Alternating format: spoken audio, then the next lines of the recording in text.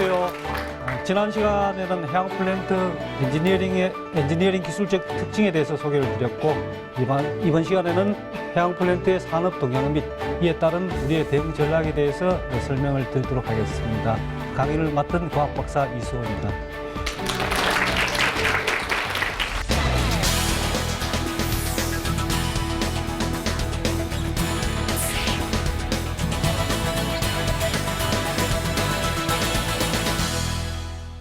첨단 기술형 산업, 제품 경쟁력 구조, 따라서 블루오션이라고 표현하죠. 세계 에너지 수요는 계속적으로 증가할 것이고, 필요한 에너지를 바다에서 얻을 수밖에 없기 때문에 기자재나 설계 쪽에서 얻어지는 부가가치를 더욱더 우리 것으로 할 필요가 있고요. 중국을 극복할 수 있는 방법은 기술 및 관리 생산성을 향상시키는 방법이라고 할 수 있습니다.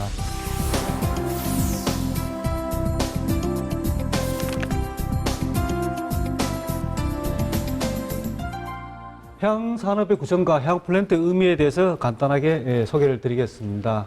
해양 플랜트는 1930년대 이후부터 시도가 되었다고 앞 시간에 설명을 드렸는데요.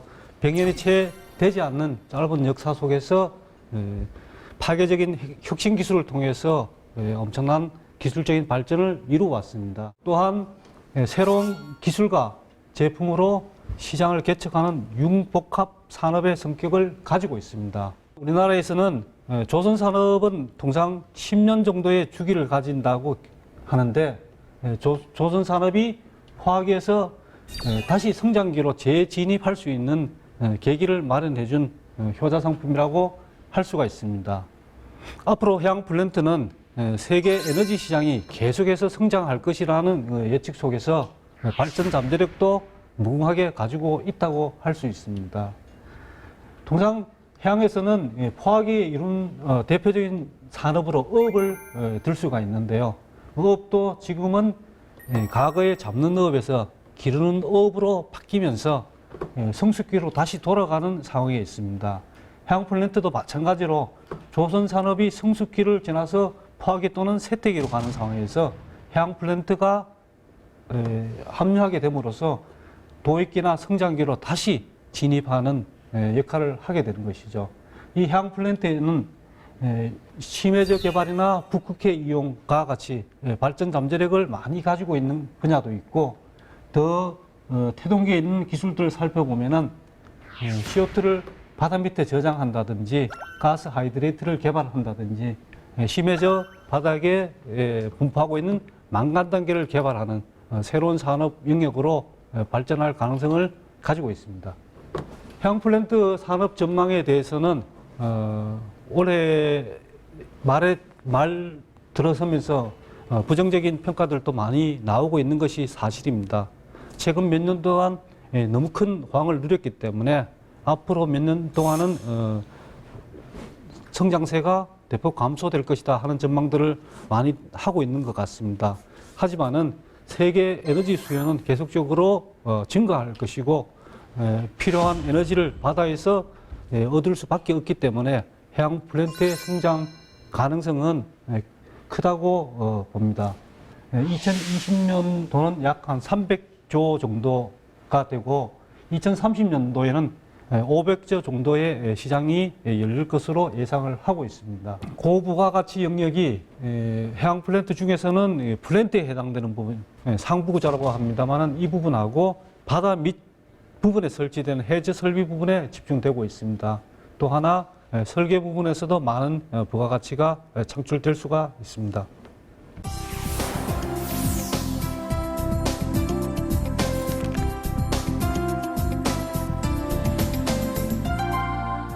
해양 플랜트 산업의 중심 이동에 대해서 살펴보도록 하겠습니다. 해양 플랜트만 따로 떼어내서 아마 설명을 드리기는 어려울 것 같고요. 상선하고 해양 플랜트를 같이 묶어서 조선 산업이 어떻게 발전되어 왔는지를 살펴보는 것이 아마 정확한 표현이 될 것입니다. 맨 처음 미국에서 시작해서 영국으로, 그 다음에 서유럽으로, 일본을 거쳐서 한국으로, 또 최근에는 어떻습니까? 건조 산업의 중심이 어디로 가고 있다고 하죠? 예, 중국으로 가고 있다고 합니다.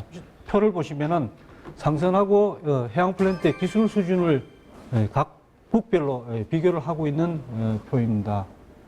상선의 경우에는 한국하고 일본이 건조 분야에서 우위를 점하고 있습니다. 해양 플랜트 같은 경우에는 한국이 절대적인 우위를 나타내고 있고요. 특수선박은 유럽이나 미국 쪽이 우위를 점하고 있습니다. 설계의 경우에는 역시 한국이 상선 분야에서 절대적인 우위를 보이고 있고 마찬가지로 일본도 우위를 보이고 있습니다. 그런데 해양 플랜트는 상선과는 달리 유럽이나 미국 쪽이 우위를 보이고 있죠. 그래서 한국이 해양 플랜트를 더욱 발전적으로 일으키기 위해서는 이 설계 능력을 유럽이나 미국 중심에서 한국으로 옮겨와야 될 필요성이 제기되고 있는 것입니다. 기자재 분야에서는 상선 쪽에서는 마찬가지로 한국과 일본이 우위를 보이고 있습니다만은 해양 플랜트에서는 유럽과 미국이 앞서 있습니다. 따라서 기자재와 설계 쪽에서 많은 부가가치가 만들어지고 있는데요. 한국이 해양 플랜트에서 많은 가실들을 얻기 위해서는 설계와 기자재 쪽에 많은 집중을 할 필요성이 있습니다.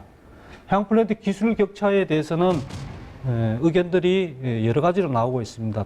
그래서 일본 같은 경우에는 해양 플랜트 건조 분야에서는 거의 포기를 한 상황인데 엔지니어링 분야나 기자재 분야 쪽에서 해양 플랜트에 대해서 높게 평가를 받고 있는 부분도 있는 것 같습니다.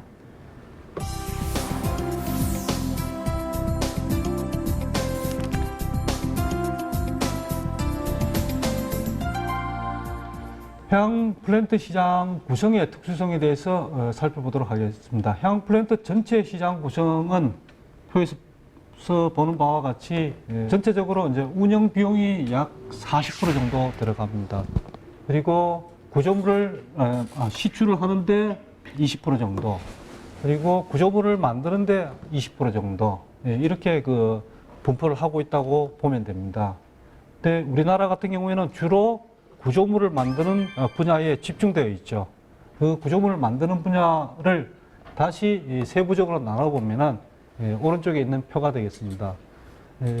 가장 많은 부분이 기자재 쪽에 할당이 되어 있는데요. 기자재가 50 내지 60%, 그리고 설계가 5 내지 10%, 선체 구조 분야가 30 내지 40% 정도 된다고 합니다.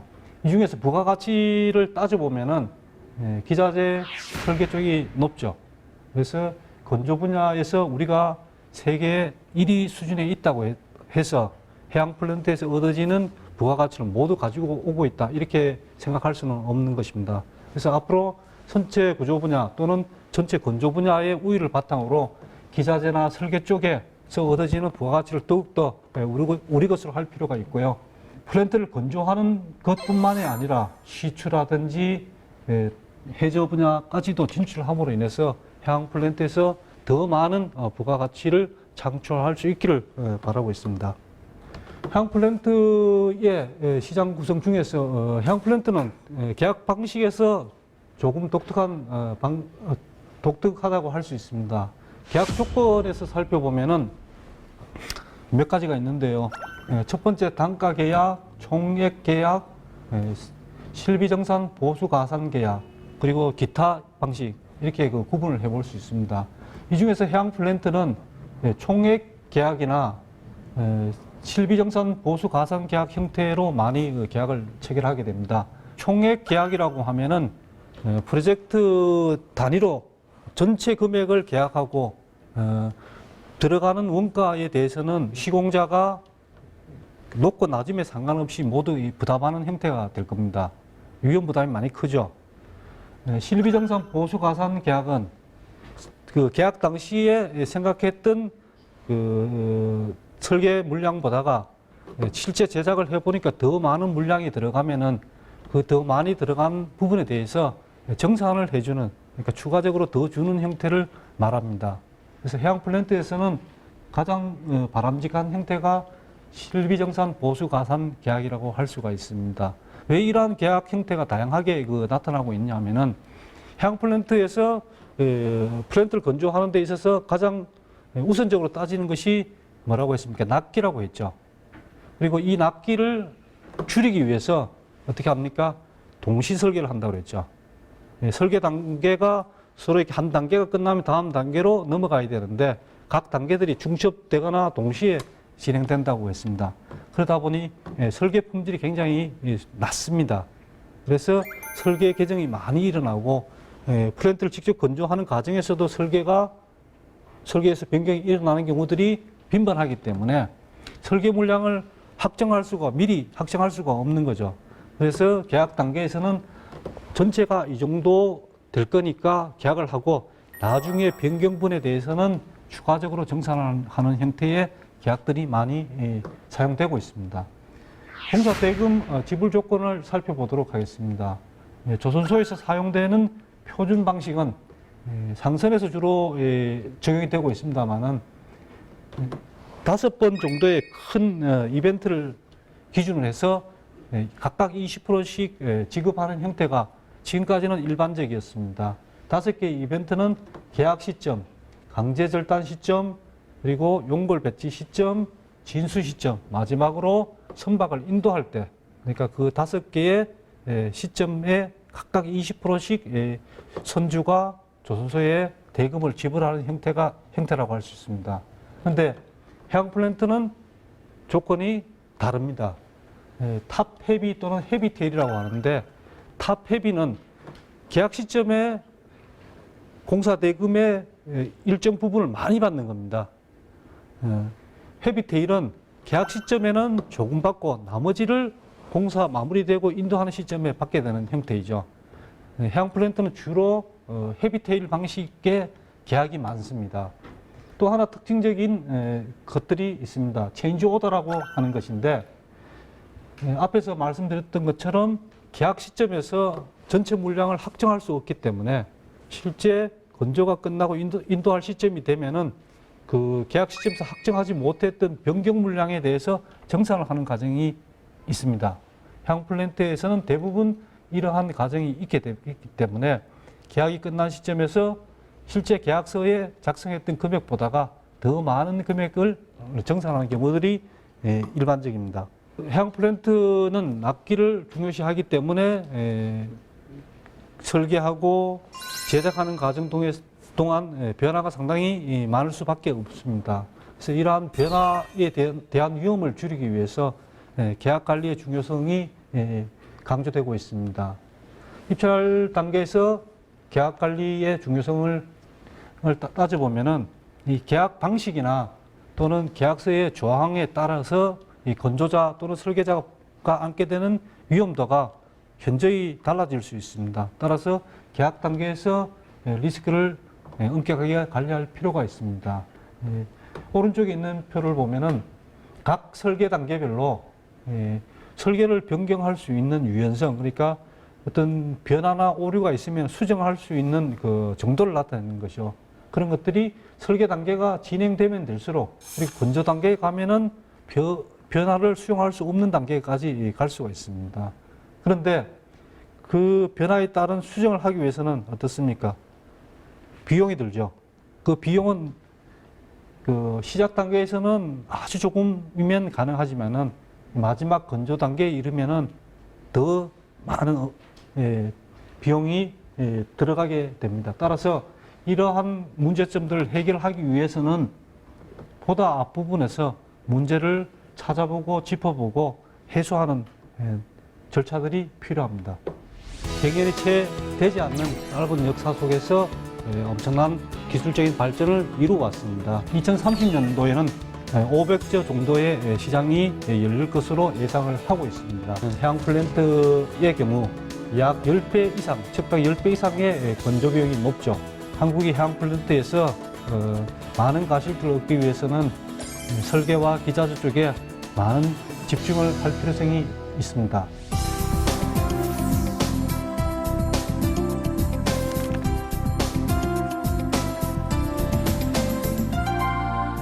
해양 플랜트 기자재 국산화의 중요성에 대해서 설명을 드리겠습니다. 제가 앞부분에 기자재를 몇 번 언급을 드렸습니다만은 그 기자재가 왜 중요한지에 대해서는 아마 설명을 안 드린 것 같습니다. 해양 플랜트 기자재라고 하면은 플랜트를 구성하는 각각의 부품이나 장비들을 말합니다.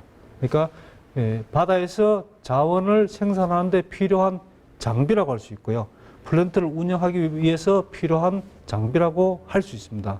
근데 해양 플랜트 같은 경우에는 상황이 상당히 좋지 않습니다. 약 20% 정도라고 이야기를 합니다. 특히 안전 같은 제품의 경우에는 5% 이하, 특히 그 해저 부분에 대해서는 거의 100% 외국에서 기자재를 수입해서 쓰고 있습니다. 외국에서 국내까지 옮겨오는 비용이라든지, 그러니까 조달하는 데 시간도 많이 소요가 됩니다. 이러한 그 문제들을 해결하고, 그 다음에 기자재 산업을 국내에서 일으킴으로써 국내 내수 경기를 활성화하기 위해서는 기자재 국산화 전략이 상당히 중요합니다. 또한 해양 플랜트 분야에서 기자재 국산화를 달성하면은 거기에서 얻은 확보된 기술은 어떻습니까? 육상 플랜트라든지 잠수함이라든지 또는 더 기술적으로 높은 수준을 요구하는 부분에 응용이 가능합니다. 이러한 이유들 때문에 해양 플랜트에 있어서 기자재 국산화의 중요성은 여러 번 강조를 해도 아마 지나치지가 않을 것 같습니다. 해양 플랜트 기자재 국산화를 가로막고 있는, 그렇다면 왜 우리가 해양 플랜트 기자재 국산화를 할 수 없는가, 그 이유들을 살펴보도록 하겠습니다. 바다는 육상하고는 다르게 염분이나 파도 또는 수심에 따른 수압, 그리고 또 그 극지에서 도입할 경우에는 온도, 이런 것들이 그 상당한 제약이 되고 있습니다. 이러한 환경 요인들을 극복하기 위해서는 품질 사양을 높게 요구를 하고 있죠. 그래서 제작하기가 어렵다는 것입니다. 두 번째는 그 해양 플랜트는 똑같은 사양의 제품을 여러 척 건조하기보다는 커다란 제품을, 그러니까 한 척이 상선의 10배 이상의 가격이 된다고 말씀을 드렸는데요. 그러다 보니까 기자재 자체도 많은 양을, 같은 부품을 많이 요구하는 것이 아닌 소량 납품종, 그리고 비규격품의 생산이 위주가 되고 있습니다. 그러다 보니까 가격이 상당히 높고 또 국내 기업이 진출하기에는 제약이 많습니다. 그리고 기자재 국산화를 가로막고 있는 가장 큰 실질적인 이유 중에 하나가 되겠습니다만 트랙 레코드라고 하는 부분이 있습니다. 트랙 레코드는 우리말로 표현하면 아마 실적 정도 되겠죠. 그러니까 과거에 이러한 기자재를 만들어 봤느냐, 만들어 보지 않았느냐, 그러니까 만들어 본 그 경험이 있느냐 없느냐를 따지는 것입니다. 그래서 국내 기업은 당연히 만들어 본 경험이 없겠죠. 그래서 만들어 본 일부 몇 개의 기자재 기업이 해양 플랜트 기자재 시장을 독식하고 있는 아마 그런 상황을 이해를 하시면 좋겠습니다. 그렇다면 해양 플랜트 기자재를 국산화할 수 있는 방안들은 어떤 것들이 있느냐? 첫 번째는 국내 조선소가 종합 엔지니어링 산업, 그러니까 EPCIC라고 하는 이 공정들을 한꺼번에 수행할 수 있는 그 역량을 가져야 된다는 것입니다. 왜 EPCIC 능력을 가져야 되느냐? 이 중에서 설계하고 조달이라는 항목이 있는데요. 설계 단계에서는 기자재 사양을 결정하는 그 과정이 있습니다.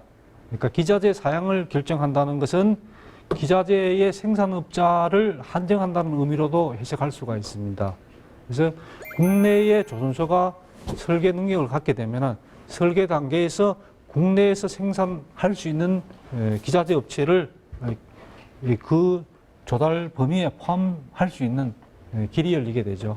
기자재 공급 사업에서도 마찬가지로 대기업 또는 조선소가 적극적으로 진출하고 분야를 확대할 필요성이 있습니다.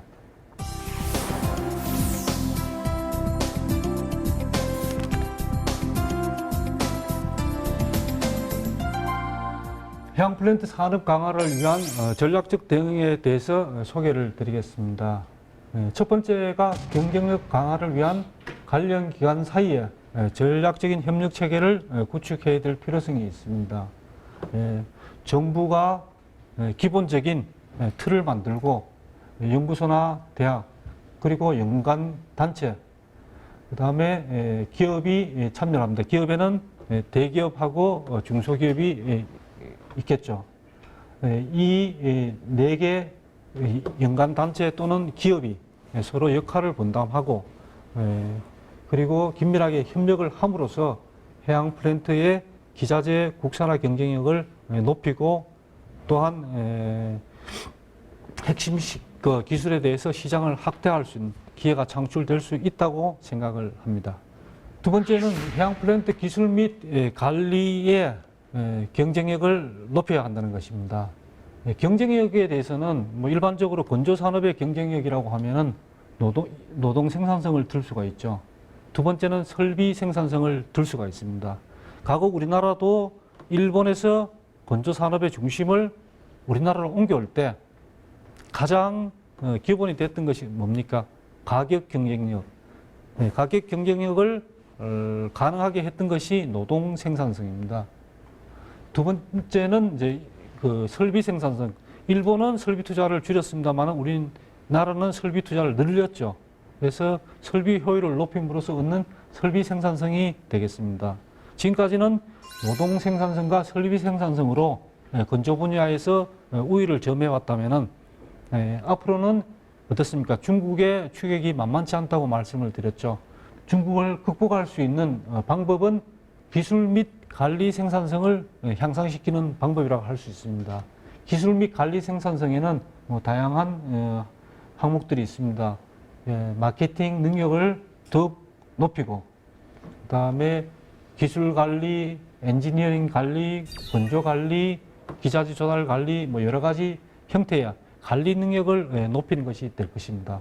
이외에도 생산 공법 개선이라든지 건조자의 표준을 강화하는 것들, 그리고 핵심 기술에 대해서 R&D를 늘리는 것들이 될 것입니다. 이러한 것들을 통해서 핵심 기술을 창출하고 가능하다면 핵심 기술들을 특허로까지 연결해서 시장의 지배력을 높이는 것이 필요할 것입니다. 이러한 활동들은 과거의 노동집약형 산업 또는 가격 경쟁력 부족, 레드오션, 통상 그 조선 산업을 이렇게 표현을 했습니다만은 지금은 이렇게 표현을 하지 않습니다. 첨단 기술형 산업, 제품 경쟁력 부족, 따라서 블루오션이라고 표현하죠. 조선 산업뿐만이 아니고 해양 플랜트가 포함된 조선 해양 산업이 더욱더 발전하기 위해서는 첨단 기술형 산업이 되어야 되고 제품 경쟁력을 더욱 갖춰야 되는 그런 상황이 될 것입니다. 따라서 그렇게 된다면은 블루오션은 계속 이어질 거라고 생각을 합니다.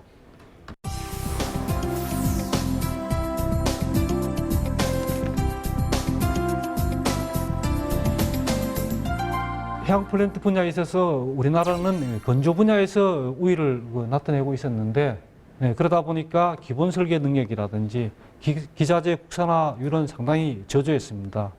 반대로 기자재 국산화 그리고 기본 설계 능력 확보는 건조 분야의 낮은 부가가치를 이 분야에서 높은 부가가치로 바꾸어서 이렇게 얻을 수 있는 아마 중요한 이슈가 될 것 같습니다. 중국에 대해서도 중국의 잠재력을 가소평가하기보다는 면밀히 따져보고 대비할 필요성이 있겠습니다. 전체적으로는 지금까지 우리나라가 해양 플랜트 건조 시장 분야에서 우위에 있습니다만은 그 우위가 노동 생산성, 설비 생산성이 바탕이 되어 왔다면은 앞으로는 관리 생산성으로 전환을 해서 보다 더 경쟁력을 강화할 수 있는 바탕이 마련될 수 있도록 해야 될 것입니다. 지금까지 해양 플랜트에 대해서 강의를 진행한 공학박사 이수호였습니다. 감사합니다.